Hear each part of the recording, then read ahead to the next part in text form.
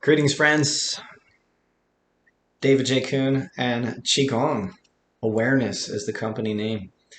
Awareness being very key and important and essential part of the name of not only the business, but also the business of healing, waking up, uh, changing your life, transforming your life, transmuting the past, your energy of yesterday that may be in whatever way, shape, or form, whether it's in pain or dysfunctional or both.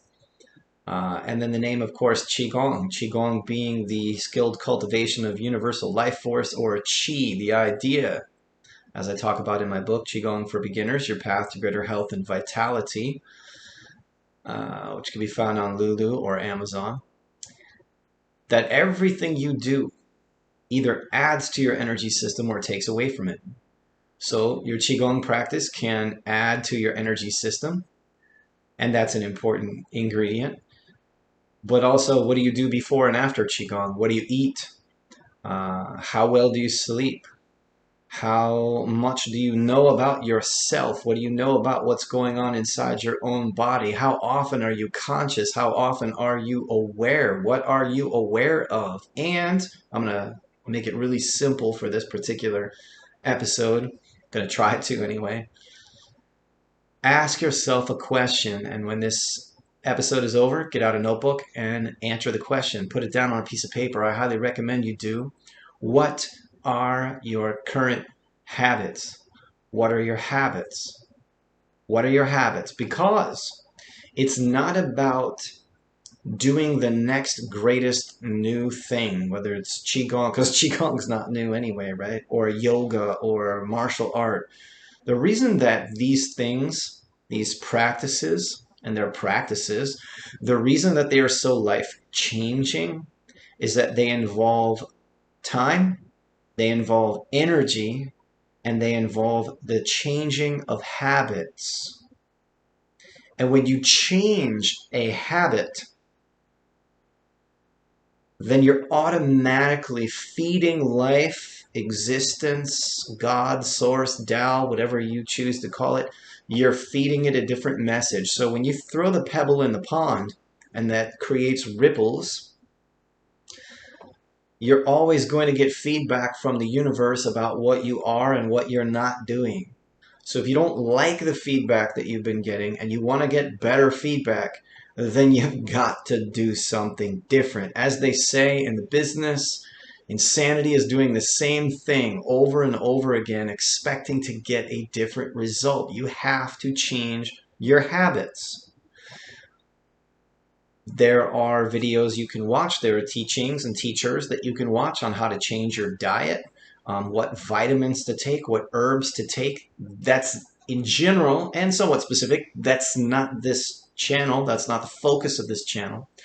The focus of this channel, although I highly recommend those things, also, this channel is about how do I change my state of energy? How do I get a hold of my mind? How do I get my stuff together? How do I get my mind together? How do I collect my energy? How do I amplify my ability to focus? How do I take that focus and change my energetic state? And if that's too woo-woo, how do I change my mood? How do I change my emotional state? Because when we start practicing those kinds of things, you will change your life. If it becomes a habit to respond rather than react, if it becomes a habit to actually breathe, oh,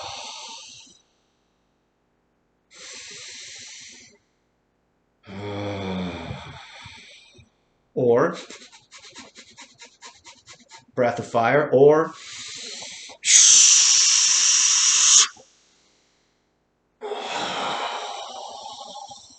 move and breathe, and you have your practices. If this becomes your focus and your practice and your habit to change your state, to change your emotional constitution, to calm down, to respond rather than react, you're going to find that everything else around you starts to settle down. There's also another saying in the business that applies here, and it is called, as you resist, things will persist. So if you fight against something too much, okay, whatever it is, it's going to hang on, it's going to cling 9 times out of 10. There are certain times where you can go through something, like in martial art, you can go through a piece of wood or a brick or whatever it is, and it represents an obstacle. And sometimes in your life, you could just blast through that and get through it. But at least in my experience, and a lot of others that I've listened to and listened to their stories and so on and so forth, people that I respect and appreciate and so on, that doesn't always work. Sometimes we have to go under the obstacle. Sometimes we have to go around the obstacle. Sometimes we have to go over the obstacle. And a lot of times, in order to know whether we should go through, around, over, under, we have to learn to come back to our center. And if you don't know what your center is and you don't know where your center is, you don't have that internal reference point of what that feels like, then the first thing we need to do is help you come back to that place.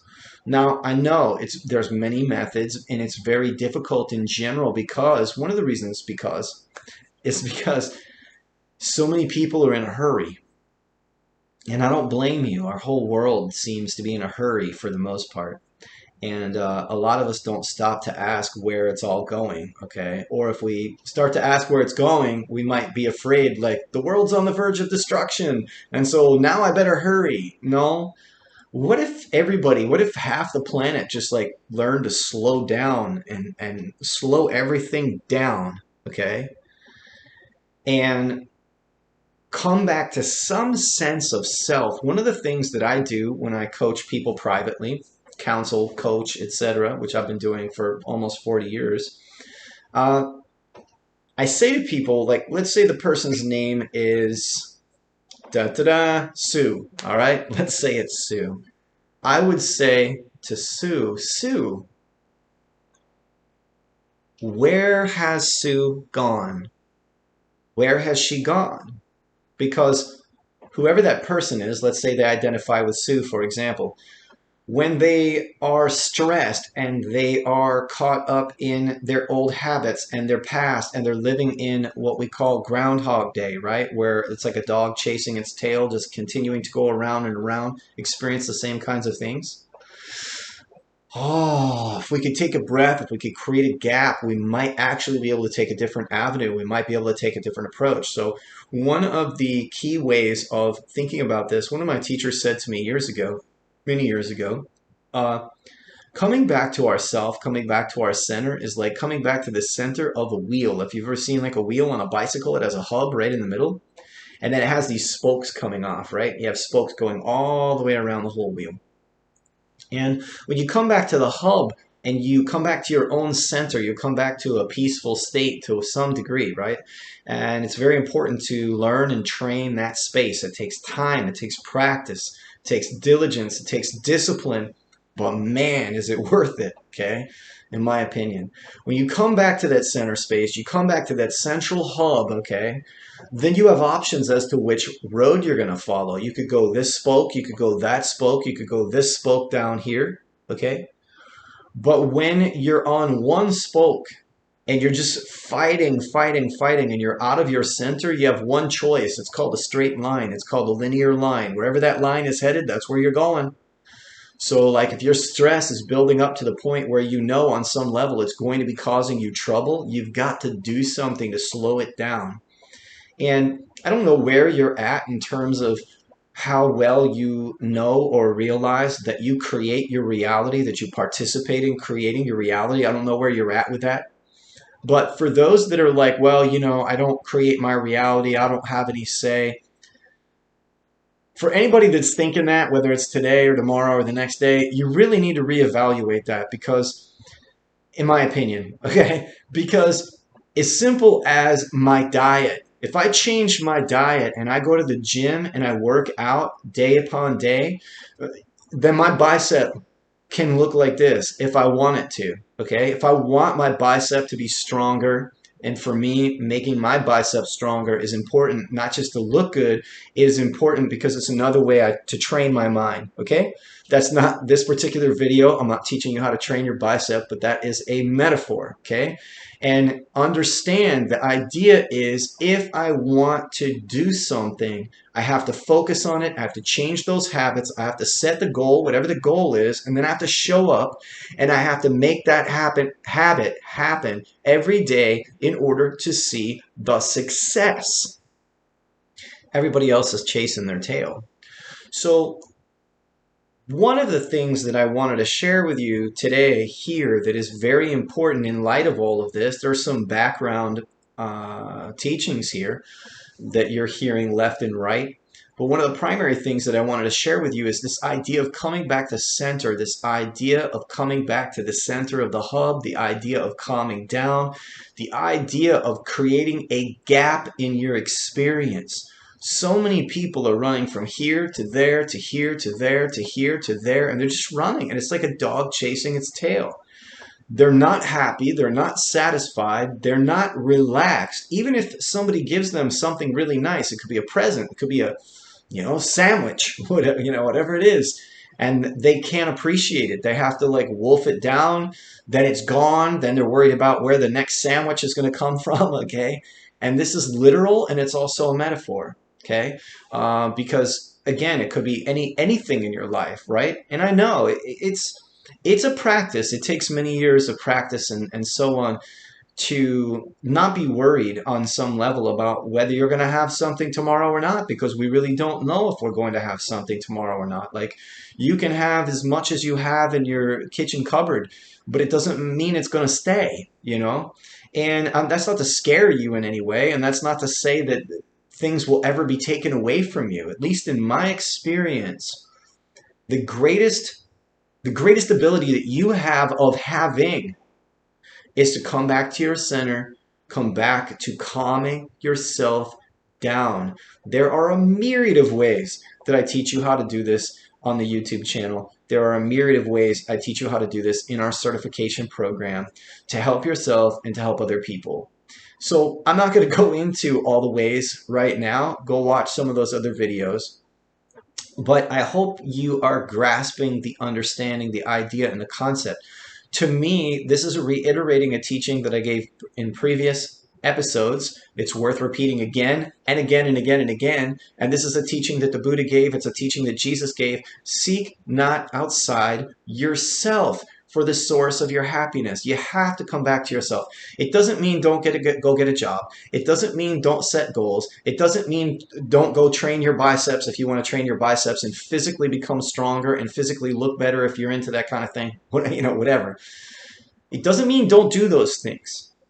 But it means, one of the ways I like to say this teaching, this 2,000-plus-year-old teaching, is seek not outside yourself first. First, come in your center. First, it's kind of like the story that they talk about in the Bible, right? And Bible-like stories where they say about the creation stories, right? Where God first contemplated and then God created. So first contemplate, then create. But check this out. Contemplation is not when you're running around in circles like a dog chasing its tails. That is not contemplation. Contemplation is when you sit, you take a breath, whether you do movement meditation or still meditation, but you take a breath, you somehow engage your breathing, and you start to change your emotional state, and you do something to clear your mind and clear your head. Now your mind is clear. Now your head is clear. Now you go and you write down in your journal, here are 5 different things that I'm thinking about doing. And then let life give you some direction tomorrow morning about those things. But in order to have some direction on those 5 things, you have to get clear today. So seek not outside yourself today. Seek inside yourself. Do that by lighting a candle. Do that by creating some sacred space. Do that by quieting yourself. I'm not going to say quiet your mind. In other words, it's not that easy, right? But like, work on quieting your mind. Calm yourself down. Everything's okay. The spiritual teachers will say something, it sounds a little out there, it takes some time, it takes some wisdom to understand what it means. It may even take a little physics background to understand what it means, but as best as I can share it with you, it goes like this. And it's a tough one for the intellect, but take it into practice. There is no future. The future is only an extension of right now. What that means in very, very simple terms is this. If you are in a fear state and you're carrying the memories of your past and the emotions of your past and you're going, oh my God, I hope the shoe doesn't drop tomorrow kind of energy, okay? If you're doing that, then you're in the Groundhog Day loop, okay? Breath of fire would change that. Qigong practice, at least the way I would teach it and so on, would change that. Other forms of meditation, some other people, the way they teach Qigong and so on. Any form of meditation, yoga, cleansing, clearing, something, light the candle, calm the mind. That brings us back to what is called the present moment. The present moment of now. That's nice and it's true. But even more so, it brings you back with some training to a space inside yourself that we often call in my business the center or your center. Brings you back to your center. Your center, it's not a woo-woo place, and yet it is. It's a place of spirituality. It's a place of calmness within your own being. And you would find it, you would discover it, if you would learn to quiet the ego mind and the chatter and your biology. If you would learn to quiet it down, you would automatically find it. And when you find it, you would have some peace about it. So whether you access it through meditation, whether you access it through breath of fire, you access it through Qigong, you light a candle, you take a nice warm bath tonight, whatever you want to do, calm yourself down. Don't resist whatever's happening in your life because it will persist. Calm yourself down, come back to the moment, try and be at peace. Do whatever you can to find a more peaceful state. That peaceful state, don't throw it away by getting to the peaceful state and then saying, oh my God, I hope nothing bad happens tomorrow. Don't do that to yourself. Find the peaceful state and trying to hang on to it as long as you can, because then it becomes your future. Your peaceful state begins to attract your future. It becomes your future. That's what it means to say the now is just extends itself and it becomes the future, right? But the moment you're in a peaceful now, this is the conclusion, if you follow this, if you're in an unpeaceful now, meaning you're all upset now, right? Well, then that just becomes your future, which is really what? It's just an extension of your past. That's not really the future. It's actually an extension of your past. It's not really a new future. It's just an extension of your past. So if you could do breath of fire, if you could do some of these things and you can create a gap and you can sever, okay, this control that the past has over you, and you can sit and you can get quiet and you can contemplate, then you have a chance for a new moment. And when the new moment comes and you feel peaceful and you feel better and you're feeling improved, do your best, because the beginner will always go back and say, oh man, I hope nothing bad happens tomorrow. I'm feeling so great today. I hope nothing bad happens tomorrow. You just blew it. You just went back into your past. So the more advanced practitioner catches themselves doing that. They have the awareness to catch themselves going backwards, and they go back to breath of fire. They go back to let me re-achieve that peaceful state. Some of you need to find the peaceful state, period, right? Even once. And then you need to re-achieve it, so to speak, come back to it. All right? This is episode number 23. I hope this was helpful for some of you. If you have questions or comments, please put them down below. Please subscribe to the channel if you'd like to hear more. Give me a thumbs up if you like this. If you don't, I'm sorry. At least it was free. Have a great day. Thanks for tuning in. I'll see you in the next episode.